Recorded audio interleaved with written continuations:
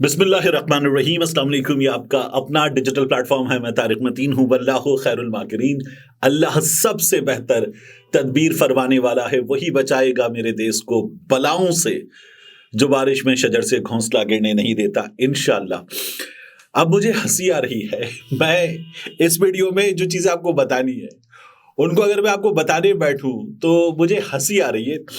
चले हंसी थोड़ी देर के लिए रोकते हैं। आपसे पहले दरखास्त ये कर दूं कि इस खाकसार को, इस नाचीज को सब्सक्राइब कीजिए, लाइक कीजिए, कमेंट कीजिए। यही दरखास्त आपसे अलग न्यूज़ के लिए भी है। बेल आइकॉन प्रेस कीजिए, लाइक कीजिए, सब्सक्राइब कीजिए, कमेंट कीजिए। अब इस वीडियो के मौजूआत की बात देखिए। बैरिस्टर गौहर इस वक्त के चेयरमैन पीटीआई, उनके घर पर छापा मारा गया है। इसके अलावा मुल्तान में एक पीटीआई उम्मीदवार को अगवा करने वाली एक गाड़ी सामने आई। ये गाड़ी किसकी है, अहम तरीन मालूमात हैं इस हवाले से, ये भी आपके सामने रखेंगे। और हम एक फस्तायत देख रहे हैं, इंतहाई दर्जे की फस्तायत। एक जमात के खिलाफ सारा निजाम है। ये उस जमात के वोटर्स का खौफ है, अवाम का खौफ है, उस जमात के उम्मीदवारों का खौफ है उन तमाम लोगों को जो ये कह रहे थे कि ये टिकट लेके घूमेगा, इसे टिकट लेने वाला नहीं मिलेगा। पूरे मुल्क में सबसे ज्यादा टिकट लेने वाले उस जमात के हैं। मरने मारने पर उतर आए लोग उस जमात का टिकट लेने के लिए। आप ये देखिए कि बिलाल उमर बोदला, जिन्हें हम इमरान खान का केस लड़ते हुए मीडिया पर देखते हैं, उनके हवाले से खबर यह आ रही है कि उन्होंने बाकायदा किसी का टिकट छीना है। और टिकट छीनने के बाद राय साकिब खरल का आप जाकर ट्विटर भी चेक कीजिए और उनका यूट्यूब भी चेक कीजिए तो आपको नजर आएगा कि जाकर फिल करके कहीं और जमा करा दिया है। यह सूरत हाल है। पाकिस्तान तहरीके इंसाफ का टिकट, जीत की गारंटी। और इस वक्त इन हालात में सुप्रीम कोर्ट में मुकदमा च्युइंगम बना हुआ है, चले जा रहा है। आखिरी दिन, आखिरी लम्हात, बैड लाइट। टेस्ट मैच में होता है ना, जब लाइट बिल्कुल खत्म हो रही होती है तो कहते हैं बस करो। वो बस करने का नाम ही नहीं लिया जा रहा, वहां पे वो केस चले जा रहा है। ऐसा कि आप हैरान हो जाएं। अब सबसे पहले आपको ये बता दूं कि जो मुल्तान में वसीम बादुजई, इनको अगवा किया गया, पाकिस्तान तहरीक इंसाफ के उम्मीदवार। हुआ क्या, एक गाड़ी थी सफेद रंग की। इस गाड़ी का जो नंबर है वो आप देख सकते हैं। गाड़ी की नंबर प्लेट की तस्वीर है। गाड़ी का नंबर है ALC 759। और ये गाड़ी आपको इस तस्वीर में जो नंबर प्लेट से नजर आ रही है, ये टोयोटा कोरोला गाड़ी है। टोयोटा कोरोला गाड़ी। लेकिन जब आप इसको ऑनलाइन व्हीकल रजिस्ट्रेशन अथॉरिटी के रिकॉर्ड में जाके चेक करते हैं तो आपको ALC 759 के बारे में नजर क्या आता है। ओनर कौन है, मीजान बैंक लिमिटेड। तो गाड़ी अभी तक बैंक के नाम पर है, गालिबन लीज की, बैंक लीज गाड़ी है, bank finance. Owner city Lahore लिखा हुआ है। लास्ट पेमेंट डिटेल 30 नवंबर 2023। अच्छा आदमी इसका वक्त पे पैसे वैसे इसके अदा कर रहा है। 3,410 रुपए की अमाउंट इसने पे की है। पेमेंट टाइप टोकन टैक्सेस का, और जो इसकी गाड़ी का इंजन नंबर है, बाकी चीजें हैं वो तो हैं सो हैं। रजिस्ट्रेशन डेट जो इसकी वो 11/8/2022 है। लेकिन सबसे मजे की चीज क्या है, सबसे मजे की चीज यह है कि तस्वीर में ग्राउंड पे गाड़ी है टोयोटा कोरोला और व्हीकल रजिस्ट्रेशन अथॉरिटी के पास गाड़ी है होंडा सिटी।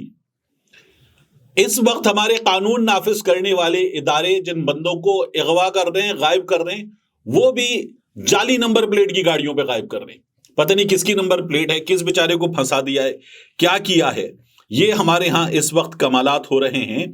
और इस वक्त गाड़ी का कलर वगैरह ये सब चीजें व्हीकल रजिस्ट्रेशन अथॉरिटी की वेबसाइट पे कुछ और नजर आ रही है, निकला कुछ और है।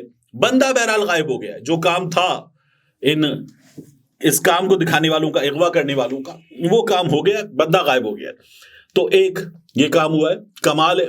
और ये काम जो है हमारे यहां सरकारी दफातर में अपना बुनियादी हक, इलेक्शन लड़ना, हक राय दही रखना, अपनी जमात से सियासी सरगर्मी में इस नाम नेहाद जमहूरी मुआशरे में हिस्सा लेना, यहां पर उससे रियासत खुद डिनाई कर रही है किसी बंदे को। सामने से, दफ्तरों के सामने से, अदालतों के अंदर से बंदे उठाए जा रहे हैं। और ऐसे मौके पर चीफ जस्टिस के सामने जब ये बातें रखी जाती है, चीफ जस्टिस कहते हैं मुंशी का केस नहीं सुनूंगा। वो मुंशी के अलावा वो इंसान भी है। वो आपकी अदालत में से उससे पेपर छीने गए हैं, उससे गुंडागर्दी हुई आपकी अदालत के अंदर से, और चीफ जस्टिस साहब कहते हैं मुंशी का केस नहीं सुनूंगा। चीफ जस्टिस केस सुन रहे हैं अदालत के अंदर, और बैरिस्टर गौहर को वहां आकर बताया जाता है कि आपके घर पे क्या हुआ है। बैरिस्टर गौहर अदालत को बता के उठते हैं कि मेरे घर पर पुलिस की गाड़ियां पहुंची हैं, छापा मारा गया है और मैं वहां जा रहा हूं। वहां पहुंचते हैं, बैरिस्टर गौहर दिखाते हैं कि तोड़फोड़ भी की गई है। उनके घर पर मौजूद अफराद को, उनके जवान साल बच्चे को, उसको भी मारा गया है। एक और शख्स को उनके घर पे मारा पीटा गया है। उनका यह कहना है कि उनकी वाइफ पर भी हाथ उठाया गया। पाकिस्तान तहरीक इंसाफ के चेयरमैन के घर पर मल्टीपल गाड़ियां आई और ये सब कुछ किया गया। और उसके बाद इस्लामाबाद पुलिस ट्विटर पे आई और इस्लामाबाद पुलिस ने ट्विटर पे आकर कहा कि एक इश्तिहारी की वहां मौजूदगी की इत्तला मिली, पुलिस के वहां जाने की इत्तला मिली, जो कुछ उसके अलावा कहा जा रहा है वो गलत है। ये उन्होंने अपने ट्विटर से ऐलान किया। फिर बैरिस्टर गौहर ने उसके सबूत दिखा दिए, उसकी वीडियो दिखा दी, सब कुछ बता दिया। ये तमाम चीजें हो गई। जब ये तमाम चीजें हो गई तो इस्लामाबाद पुलिस जो है वो फिर ट्विटर पे आ गई, वो एक अजीब कहानियां सुनाने लगी। बैरिस्टर गौहर वापस अदालत पहुंचे, सुप्रीम कोर्ट ऑफ पाकिस्तान पहुंचे अपनी फैमिली को दिलासा देने के बाद। चीफ जस्टिस तब भी केस सुन रहे थे। पूछा गया क्या हुआ, उन्होंने बताया ये हुआ है। फरमाया गया हम SHOs तो नहीं हैं। पाकिस्तान की सबसे बड़ी अदालत में बैरिस्टर गौहर को ये सुनने को मिला कि हम SHOs नहीं हैं। हैरान हूं मैं कि ये कैसे हुआ। यानी एक शख्स पाकिस्तान की सबसे बड़ी जमात का सरबराह वो आपके सामने खड़ा हुआ है और अब आप कह रहे हैं हम SHOs तो नहीं है।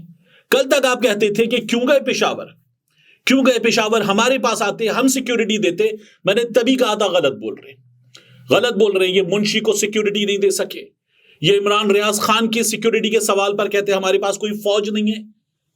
ये इसके अलावा पूरे मुल्क में जो हो रहा है उस पर कुछ नहीं कर सके। इमरान खान एक अदालत से इमरान खान गिरफ्तार हुआ, यह अदालत के कमरे के अंदर से, और वहां पर CCTV फुटेज गायब हो गई। तो ये जो CCTV फुटेज गायब हो जाने के वाकये पर खामोशी है, ये तमाम चीजें हैं, ये बाकायदा तौर पर पाकिस्तान की अदालत की जानिब से इन मामलात में खामोशी इख्तियार कर लेना, ये कितना बड़ा काम है। और फिर उसके बाद कहते हैं हमारे पास आए, सिक्योरिटी हम देंगे। आप तो खुद इनकार कर चुके सिक्योरिटी देने से। आप सिक्योरिटी देने की बात आप कर ही नहीं सकते। एक बंदा आपके पास आया है, अब आप ये कह रहे हैं, और वहां पर जो IG है उसके पास इत्तला होगी ना कि कौन सा इश्तिहारी था। जब आप बताते हैं कि एक इश्तिहारी, तो कौन सा इश्तिहारी था? उस इश्तिहारी का एक नाम है, उस इश्तिहारी की डिटेल है, क्योंकि वो इश्तिहारी है। वो इश्तिहारी आपने फर्ज नहीं कर लिया, उसके इश्तिहारी होने का आपको किसी अदालत से एक पेपर मिला हो कि वो इश्तिहारी है, उसका नाम है, उसका शनाख्ती कार्ड नंबर है, उसकी डिटेल है, लाए रखे सामने। आपने तो वहां पर पुलिस का जाना मान लिया ना। जब आपने कहा कि वहां पुलिस गई थी, जो कुछ ये कह रहे हैं कि ये हुआ, ये झूठ बोल रहे हैं, तो फिर इस कदर बेहूदगी के साथ, और पूरे मुल्क में क्या हमने नहीं देखा मुसलसल पाकिस्तान तहरीक इंसाफ के लोगों के घरों पर पुलिस जाकर क्या करती है? दरवाजे तोड़ती है, बंदे उठाती है, खवातीन को मारती है। उस्मान डार के घर पर पुलिस ने बार बार क्या किया है, क्या हमने नहीं देखा? और IG साहब जो है वो लाइव निकले इन तमाम चीजों से। एक अजीब मजाक है, और ये मजाक कहां हो रहा है? पाकिस्तान की सुप्रीम कोर्ट के अंदर हो रहा है, और ये मजाक जो है वो किया जा रहा है। पाकिस्तान की सुप्रीम कोर्ट को कवर करने वाले रिपोर्टर्स मुसलसल कह रहे हैं कि अदालत की जानिब से पाकिस्तान तहरीक इंसाफ के इस केस में गैर जरूरी सवालात पूछने का सिलसिला तवातुर से जारी है, रुक ही नहीं रहा। वो ऐसा लग रहा था कि कोई अजीब व गरीब काम हो रहा है। आपने पार्टी कब ज्वाइन की, और आपने पार्टी कब ज्वाइन की, और आपने पार्टी कब ज्वाइन की? मुझे तो ये डर था कि वो पूछते जिस रोज आपने पार्टी ज्वाइन की उस रोज बारिश हो रही थी या नहीं हो रही थी, जिस रोज आपने पार्टी ज्वाइन की उस वक्त आसमान पे बादल थे या नहीं थे, जिस रोज आपने पार्टी ज्वाइन की उस वक्त सूरज गुरूब हो चुका था या गुरूब होने से कुछ देर पहले का वक्त था। एक अजीब व गरीब हैरानी का समान है हमारे सामने अदालत में ये मामला चले चला जा रहा है। लोग पाकिस्तान की सबसे बड़ी अदालत के चीफ जस्टिस पर, पाकिस्तान के जय्यद सहाफी छोड़िए, पाकिस्तान के वकला सवालात उठा रहे हैं कि ये क्या किया जा रहा है। लेकिन ये सिलसिला है कि रुक ही नहीं रहा। हैरान हूं, दिल को रोम के पीटूं जिगर को मैं, और वो ये किए जा रहे हैं। मैंने तो ट्विटर पे लिखा था कि मुमकिन है कि वो जेड जामे के बारे में पूछ लें कि जिस रोज आपने पार्टी ज्वाइन की उस रोज आपके जेड जामे का रंग क्या था, आपने जेड जामा ब्रीफ में पहना हुआ था या बॉक्सर्स में पहना हुआ था? आपने उस रोज जो जेड जामा पहना हुआ था वो सादा था या प्रिंटेड था? अगर वो प्रिंटेड था तो उस पर बने हुए दिल किस तरह के थे? क्या उन दिलों के अंदर क्यूपिड का तीर घुसा हुआ था या नहीं घुसा हुआ था? और आपका जेड जामा ब्रांडेड था या नहीं था? और अगर आपका जेड जामा ब्रांडेड था तो ये एलीट कैप्चर तो नहीं है? एक अजीब हैरानी का सामान था हमारे लिए, और ये सिलसिला मुसलसल हमारे लिए जारी है। फिर आप देखिए कि सबसे बड़ी फस्तायत क्या हुई। पाकिस्तान तहरीक इंसाफ की जानिब से ऐलान किया गया कि पीटीआई नजरियाती, जिसका इंतखाबी निशान है बल्लेबाज, न चालसाज, न चालबाज, न जालसाज, न धोखेबाज, बल्लेबाज, बल्लेबाज पे अपना टिकट जमा करा दीजिए। तो फिर उसके बाद क्या हुआ?